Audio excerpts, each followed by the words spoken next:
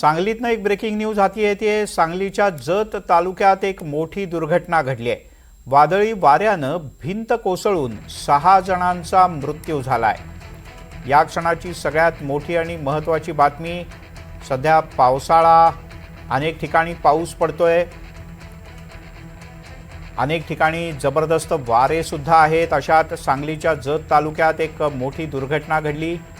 वादळी वाऱ्यानं भिंत कोसळली, यात 6 जणांचा मृत्यू झालाय। मोठेवाडी गावातल्या मंदिराची ही भिंत होती आणि ती भाविकांवर कोसळल्यानं ही दुर्घटना घडली आहे। शरद सातपुते आपले प्रतिनिधी आपल्यासोबत आहेत। शरद, कुठेही नेमकी दुर्घटना घडली आणि एवढी मोठी भिंत कशी काय पडली? लोक काय करत होते तिथे? नक्कीच मिलिंद सर, हा अतिशय दुर्दैवी घटना घडलेली आहे। सांगली जिल्ह्यातील जत तालुक्यातील मोठेवाडी असे एक गाव आहे। ज्यावेळी अचानक इथं मरगुबाई देवीची यात्रा इथं सुरू आहे, धार्मिक कार्यक्रम होता आणि अचानक यावेळी वादळी वारा ज्यावेळी सुरू झाला आणि या वादळी वाऱ्याला वाचण्यापासून आडोसा घेण्याचा प्रयत्न करत होते इथले भाविक। आणि हे भाविक ज्यावेळी आडोसा घेत होते, ती कच्ची भिंत होती आणि ती भिंत वादळी वाऱ्याच्या झटाक्याने आदळल्यामुळे पडल्यामुळे ह्यात 6 जणांचा मृत्यू झालेला आहे, तर 10 ते 12 लोक यामध्ये जखमी झालेले आहेत मिलिंद सर। शरद, तुर्तास धन्यवाद या माहितीबद्दल।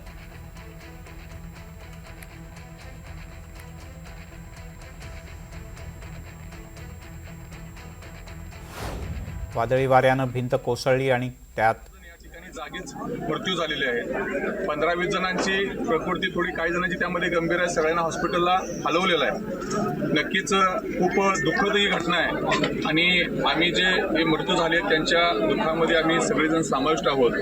आताच प्रांत साहेबांनी सांगितल्याप्रमाणे नक्कीच जी शासनाच्या परीने जी काही मदत असेल ते नक्की होईलच। पण आताच आमदार गोपीचंद पळकर साहेबांचा सुद्धा आता फोन आला होता। आमदार साहेबांनी सुद्धा प्रत्येक ठिकाणी जिथं जिथं आपले पेशंट आपले गेलेत तिथं आमदार साहेब स्वतः कॉन्टॅक्ट करतात, सगळ्यांना तिथं कॉन्टॅक्ट करून तिथं धीर देण्याचा व काही तिथं लागेल ते आश्वासन देण्याचं आमदार साहेबांनी सुद्धा तिथं चालू केलेलं आहे। नक्कीच जे मयत झालेत ते आता हॉस्पिटलमध्ये, आम्ही हॉस्पिटलला सुद्धा भेट देतोय।